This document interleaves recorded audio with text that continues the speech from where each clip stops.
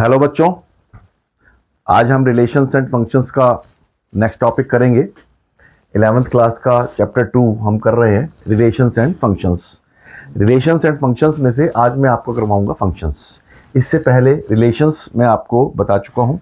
Relations में मैंने क्या करवाया है वो मैं आप एक बार आपको थोड़ा सा रिवीजन करवा देता हूं। एक मैंने इसमें आपको बताया था कार्टेशियन प्रोडक्ट।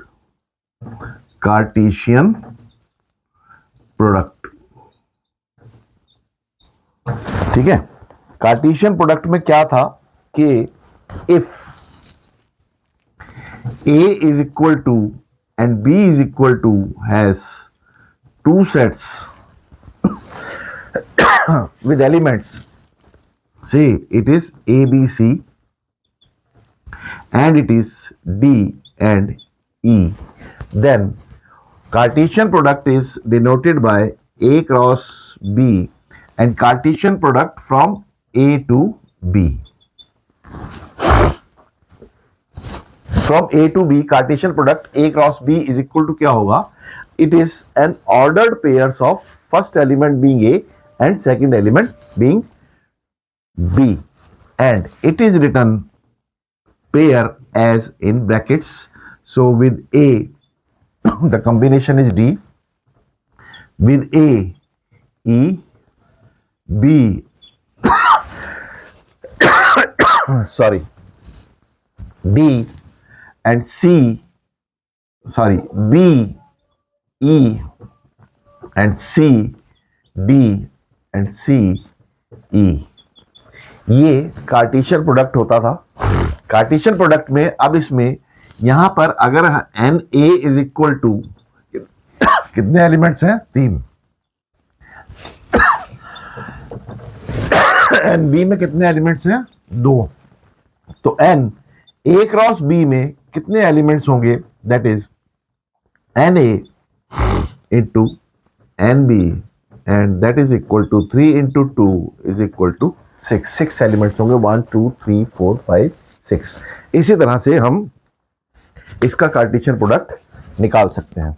और इसके बाद अब एक और चीज मैंने बताई थी, रिलेशन।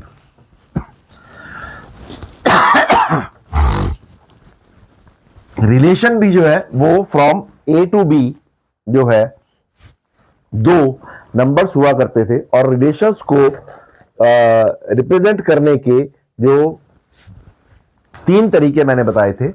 रिलेशंस में 3 तरीके हैं। एक एरो डायग्राम, ये मैं आपको जितना अभी तक करवाया है उसका रिवीजन करवा रहा हूं। आप लोगों ने शायद इसकी प्रैक्टिस कर ली होगी, और अगर नहीं की है तो आज मैं दोबारा से इसको रिवाइज करवा रहा हूं। इसके बाद इसकी प्रैक्टिस आप कर लो। और दूसरा है रोस्टर फॉर्म, और तीसरा है set builder form.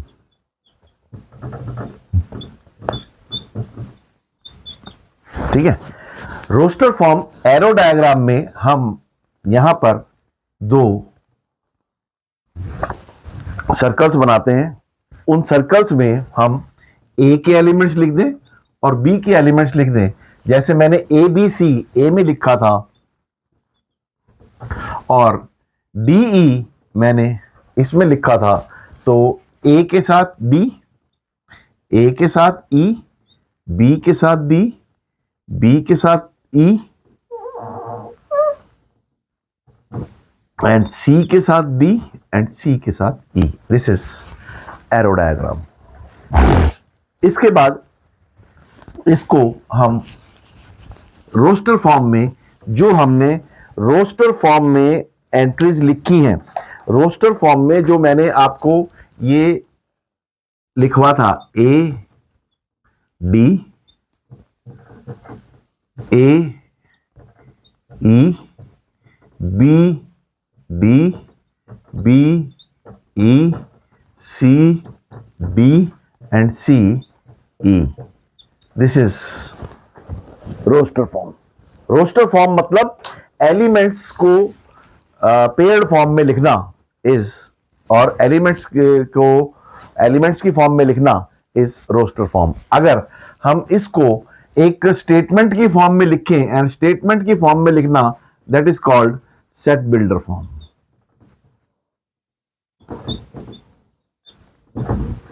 Set builder form, set builder form में अगर मैं इसको लिखूं x such that x belongs to English alphabet, x and y both, x and y both belongs to English alphabets, and x less than equal to c, and y is equal to d and e, इसको हम set builder form बोलते हैं। अगर एक और मैं कहूं कि x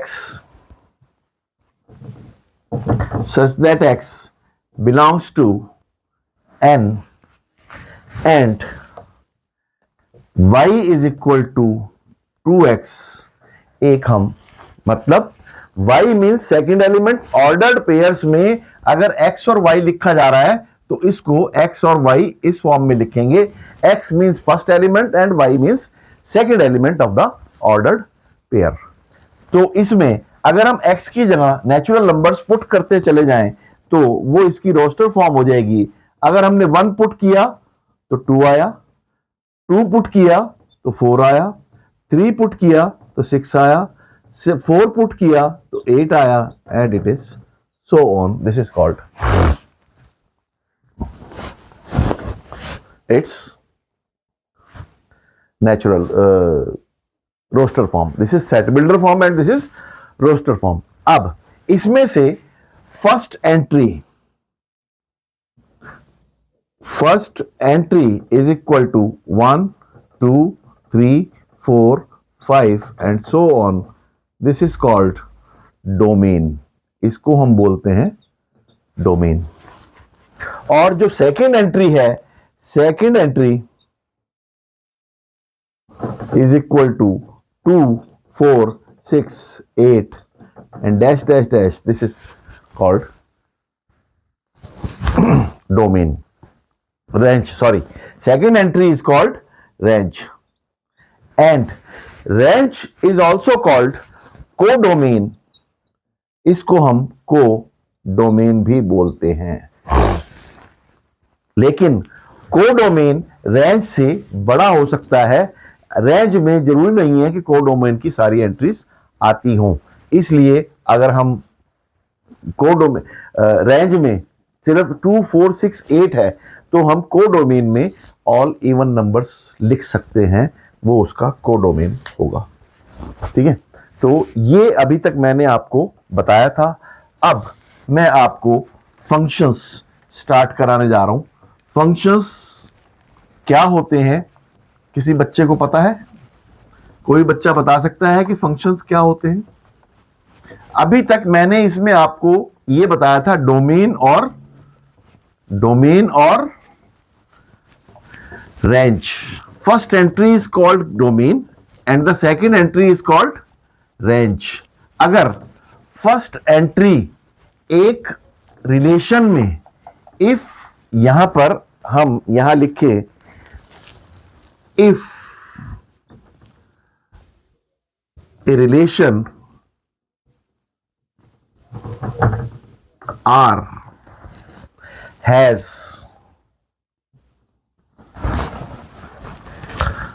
one and only one image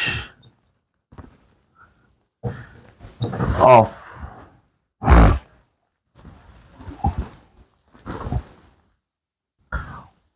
one and only one image of every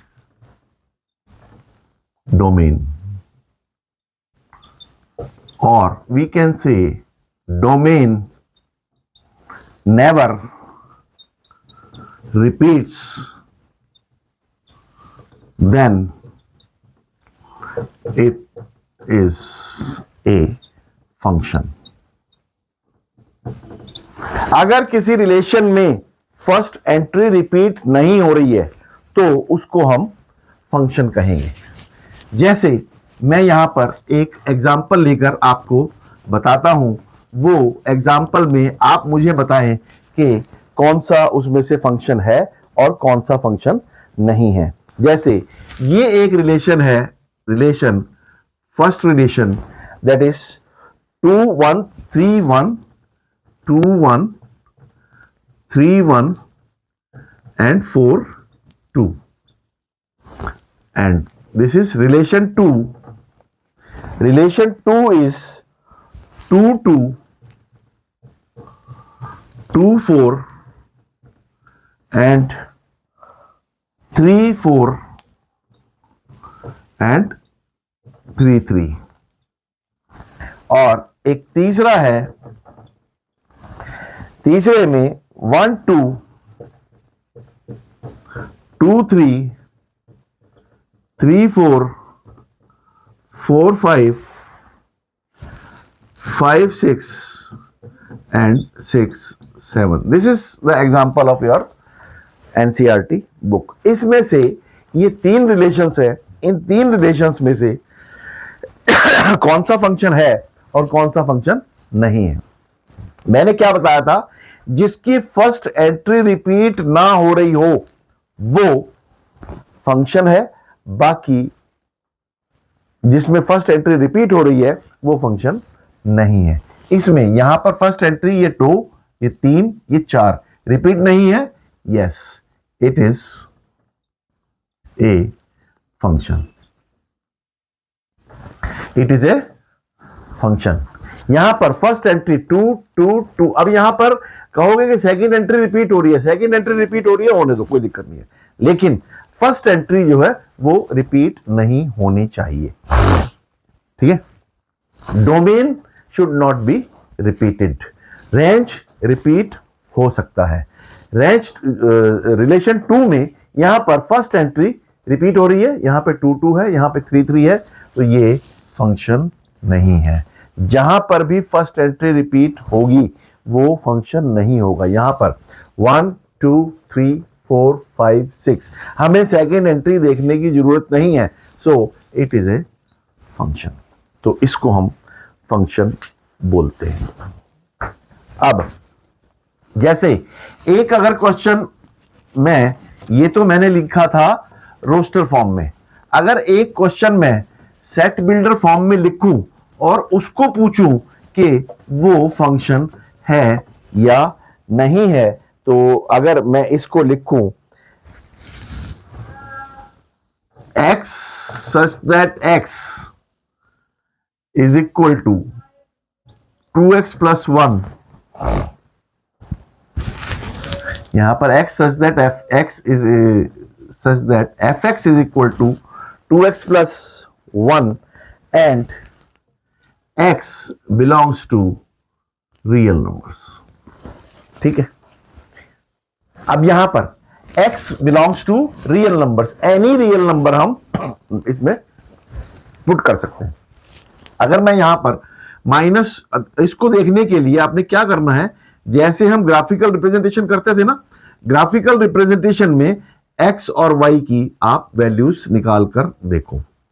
ऐसी एक टेबल बना लो, कम से कम 6-7 वैल्यूज निकालो और देखो कि इसके x और ये x है, ये fx है, fx को हम y भी बोलते हैं।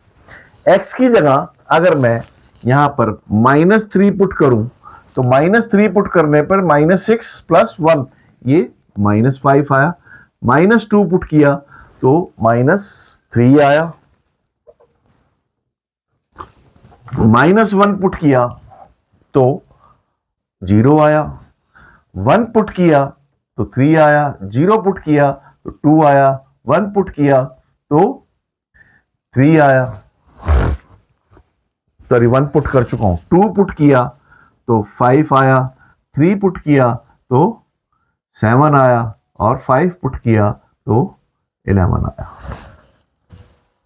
ठीक है। ये एक टेबल बनी, तो इससे x में आपने क्या क्या वैल्यूज पुट करी, सारी की सारी डिफरेंट है, 1 2 3 4 5 6, कोई भी वैल्यू रिपीट नहीं हो रही है, इसलिए ये फंक्शन जो है ये फंक्शन है। ये रिलेशन जो है एक फंक्शन है। यहां पर F x is equal to values different भी आ सकती हैं और सेम भी आ सकती हैं, इसलिए ये एक फंक्शन है, इट इज ए फंक्शन। इस तरह से आपको इसमें पुट कर देखना है। अब इसमें हम तो यहां पर डोमेन इज इक्वल टू क्या हुआ, इस फंक्शन का डोमेन क्या हुआ, डोमेन फर्स्ट एंट्री, ये एक्स वाली एंट्री जितनी है वो डोमेन है। तो हम -3 से -4 -5 वो भी पुट कर सकते थे, 5 से आगे इसका आंसर और भी पुट कर सकते थे। तो यहां पर domain is all real numbers, ठीक है। और इसका जो फंक्शन जो आ रहा है, जो इसका रेंज जो आएगा, रेंज भी इसका ऑल रियल नंबर्स कहलाएगा।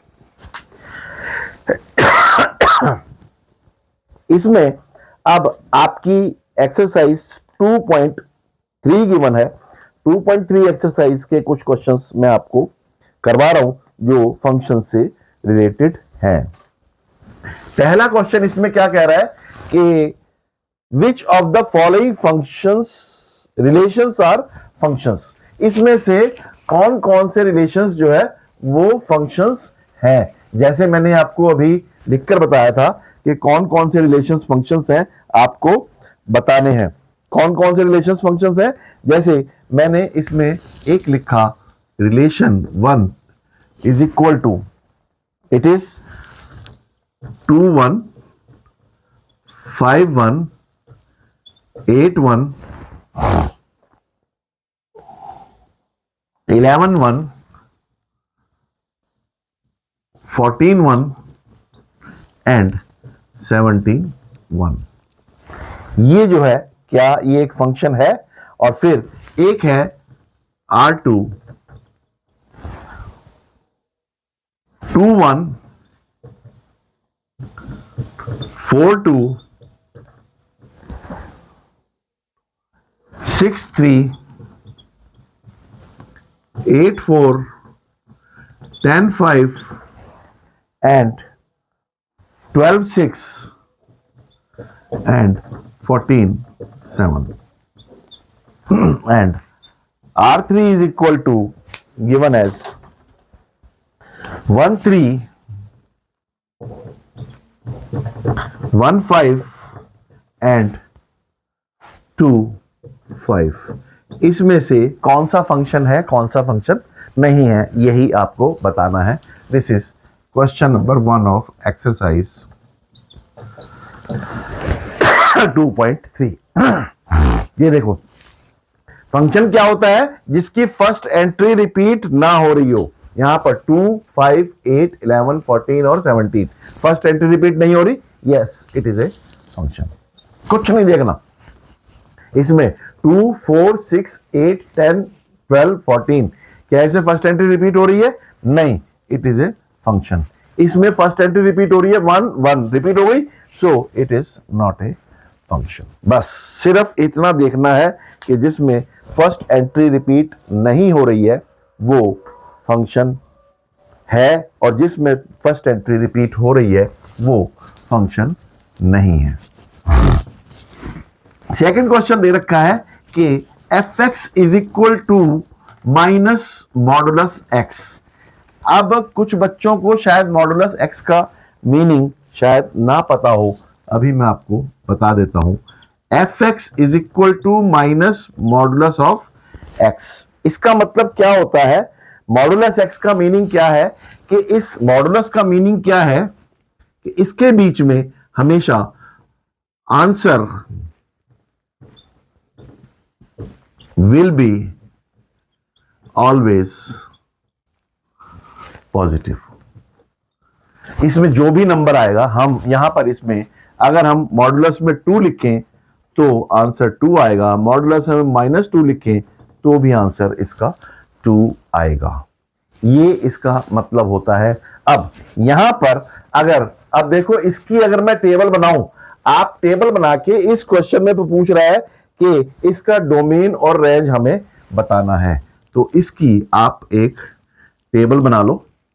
उस टेबल में यहां पर ओवर रियल फंक्शंस कह रहा है, ये यहां पर x बिलोंग्स टू r कह रहा है, तो मतलब x की जगह तो हम कोई भी r रख सकते हैं. So domain is equal to always r. तो इसका डोमेन तो r हो गया. जो जो हम इसमें पुट कर सकते हैं दैट इज डोमेन. अब यहां पर x, ये y मीन्स fx. अब x की जगह अगर मैं 1 पुट करूं तो आता है -1. ठीक है. अगर मैं -1 पुट करूं तो पॉजिटिव में -1 का +1 हो जाएगा और +1 -1 ये फिर -1 हो जाएगा. ठीक है. अगर मैं 0 पुट करूं तो 0 आएगा और अगर मैं 2 पुट करूं तो -2 आएगा. -2 पुट करूं तो -2 आएगा. -3 पुट करूं -3 आएगा. 3 पुट करूं तो -3 आएगा. अब इसमें क्या पता लग रहा है कि 0 से छोटे नंबर्स हैं सारे के सारे. इसमें तो हम सारे रियल नंबर्स पुट कर सक रहे हैं, लेकिन रेंज जो है वो हमेशा 0 या 0 से छोटा आ रहा है. तो रेंज को हम लिखेंगे यहां पर -∞ टू 0. मतलब 0 से -∞ तक के सारे नंबर्स इसमें आएंगे, वो इसका रेंज कहलाएगा. एक और क्वेश्चन है कि fx is equal to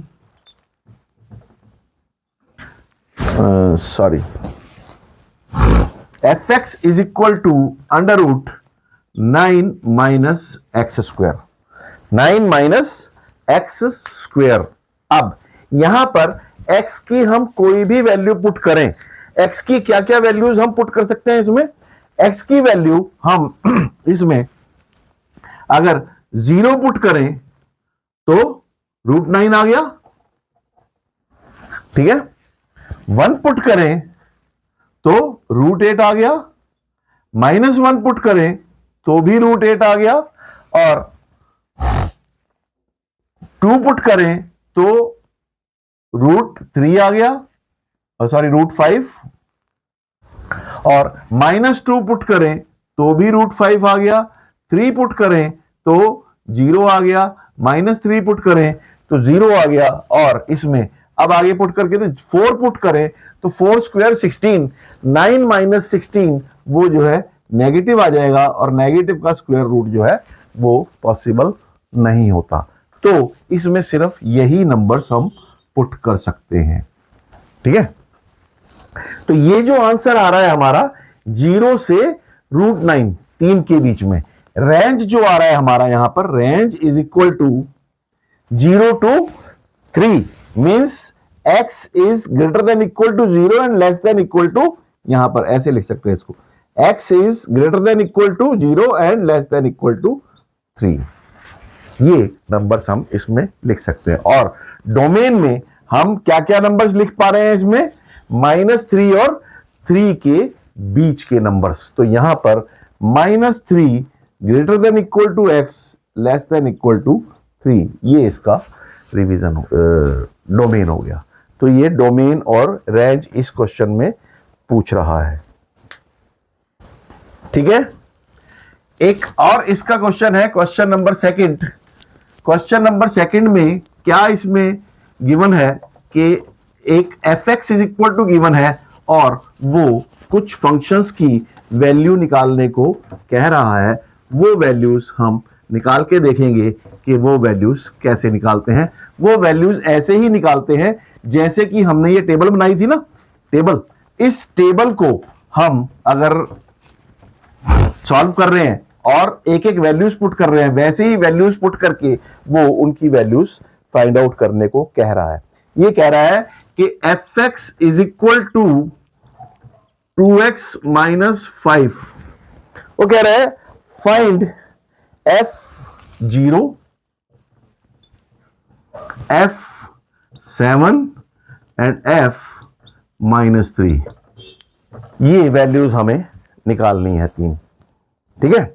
f0 का मतलब क्या है कि यहां पर f0 है, इसका मतलब x की जगह हम 0 पुट कर रहे हैं, तो यहां पर x की जगह 0 पुट कर दो. That is 2 into 0 minus 5 is equal to 0 minus 5 is equal to -5. तो f0 is equal to -5. f7 is equal to 2 की जगह x की जगह 7 पुट कर दो, that is 14 minus 5 is equal to 9। -3 put कर दो, तो -3 पुट किया तो 2 into -3 -5, that is -6 minus 5 is equal to -11। देखो कितने आसान क्वेश्चंस हैं, आपने सिर्फ x की वैल्यू पुट करनी है और कितना सिंपल क्वेश्चन है ये। ठीक है, अब एक और मैं आपको जल्दी जल्दी इसलिए करा रहा हूं ताकि जो मैंने आपको चीज बताई है वो आपको थोड़ा सा क्वेश्चंस करवा के आपको टॉपिक समझ में आ जाए, और टॉपिक समझ में आ गया तो उसके बाद आप इसको प्रैक्टिस कर सकते हैं। एक दे रखा है TC is equal to 9/5C plus 32। ये एक फ़ारेनहाइट वाला फार्मूला आपने साइंस में पढ़ा होगा कि Fahrenheit is equal to 9/5 centigrade plus 32। ये फार्मूला साइंस का है। इसको फार्मूले में वो कहता है कि the function f which maps temperatures in degrees C Celsius into temperature degrees Fahrenheit is defined by TC is equal to 9C/5 plus 32। Find T0, T28, T -10। और एक ये कह रहा है, वो तो मैंने पहले भी क्वेश्चन करवाए हैं, लेकिन the value of C when TC is equal to 212। इसमें दे रखा है कि TC is equal to 212, find C की वैल्यू निकालनी। बहुत सिंपल, आप TC की वैल्यू इसे पुट कर दो, 212 is equal to 9/5C plus 32। ये 32 इधर ले आओ, 212 minus 32 is equal to 9C/5, और ये आया 180 इज इक्वल टू, इसको यहां माइनस करके 180 लिख दिया, and C is equal to 180 into 5/9। उल्टा हो जाएगा, यहां पर जैसे बताया था कि ये डिवाइड है तो मल्टीप्लाई हो गया, और मल्टीप्लाई है तो डिवाइड हो जाएगा। ये मैंने आपको यूनिटरी मेथड आपने पहले सीखा हुआ है। इसको 9 से काटो, 9 2 are 18, 20 and it is 100। So C is equal to 100 degrees. ये निकालने का फॉर्मूला। एंड अब एक कहता है कि एक फंक्शन गिवन है और उसका आपने डोमेन और रेंज निकालना है। Find range of the each of the following, इनका रेंज निकालना है। तो यहां पर fx is equal to 2 minus 3x and x belongs to r। ठीक है, अब इसमें वैल्यूज पुट करके देखो, x की जगह हम और y क्या वैल्यूज हमारी आएंगी। x की जगह अगर हमने 0 पुट किया तो 2 माइनस 0 2 आ गया। 1 पुट किया तो -1 आया। ठीक है, एंड 2 पुट किया तो -5 आया। 3 पुट किया तो -7 पुट कर रहा हूं मैं, कुछ नहीं कर रहा मैं। 3 पुट किया, 3 3 9, 2 माइनस 7, 2 माइनस 9 -7। अब यहां पर देखो, अगर मैं इसमें जैसे यहां पर 0 पुट किया था, अब अगर मैं यहां पर -1 पुट करता हूं, इससे पहले वाले नंबर्स, यहां पर -2 पुट करता हूं, तो -2 पुट किया तो ये -6 और -6 माइनस +6, 2 + 6 8 आ गया। ठीक है,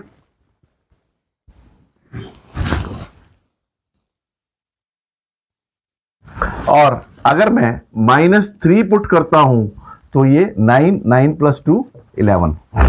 तो ये नंबर्स इसके आ रहे हैं। यहां पर सारे के सारे नंबर्स जो है 2 से, और x belongs to real number. Sorry, इसमें एक और चीज दे रखी है, x is greater than 0। x की वैल्यू हमने 0 से बड़ी पुट करनी है। तो -2 और -3 तो हम पुट कर ही नहीं सकते, 1 2 3, ठीक है। तो यहां पर अगर हम x इज इक्वल टू, तो यहां पर डोमेन इज इक्वल टू क्या हुआ,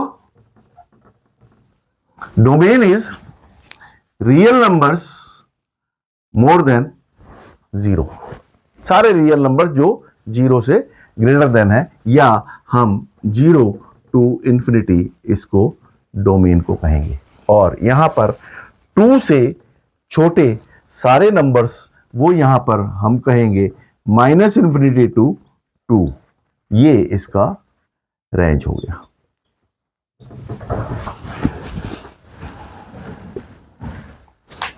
ठीक है, ये चैप्टर आपका फंक्शंस का हुआ। फंक्शंस का चैप्टर आपका ये अब खत्म हो गया है। इसमें अब एक इन फंक्शंस के ग्राफ्स कैसे ड्रॉ करते हैं, कुछ स्पेशल फंक्शंस हैं। आपने ग्राफ ड्रॉ करने सीखे हुए होंगे कि स्ट्रेट लाइन का आप ग्राफ कैसे ड्रॉ करते हैं, लीनियर इक्वेशन का ग्राफ कैसे ड्रॉ करते हैं, क्वाड्रेटिक इक्वेशन का ग्राफ कैसे ड्रॉ करते हैं, और पॉलिनोमियल का ग्राफ कैसे ड्रॉ करेंगे। ये सारे के सारे आपको मैं नेक्स्ट क्लास में करवाऊंगा, और उसके बाद ये आपका सेकंड चैप्टर फिनिश हो जाएगा। ठीक है, और इसमें एक और चीज आएगी, operations on functions. Operations on functions में मैं आपको बताऊंगा कि फंक्शंस पे दो फंक्शंस को ऐड कैसे करते हैं, दो फंक्शंस को मल्टीप्लाई कैसे करते हैं, दो फंक्शंस को डिवाइड कैसे करते हैं, एक फंक्शंस के साथ कांस्टेंट को मल्टीप्लाई कैसे करते हैं। ये सारी चीज़ें आपको नेक्स्ट क्लास में बताई जाएंगी। आज की क्लास मैं यहीं ख़त्म करता हूँ। जाने से पहले मैं एक्सपेक्ट करता हूँ कि जो मैंने आज आपको समझाया वो समझ में आ गया होगा। जो बहुत ज़्यादा मुश्किल चीज़ नहीं थी। आपको सिर्फ याद क्या करना है कि जो मैंने समझाया है उसको एक बारी प्रैक्टिस कर लो। प्रैक्टिस कर लोगे तो आपको कभी भी भूलने का मौका नहीं मिलेगा, और बिल्कुल आपको सारी चीज़ें जो है याद हो जाएंगी। इसीलिए मैं कहता हूँ कि मैथ्स को समझना है, रटना नहीं है, और जो मैंने बताया उसको समझो। इसीलिए रटो मत, पढ़ते रहो, आगे बढ़ते रहो और मुझसे सवाल पूछते रहो। Thank you very much.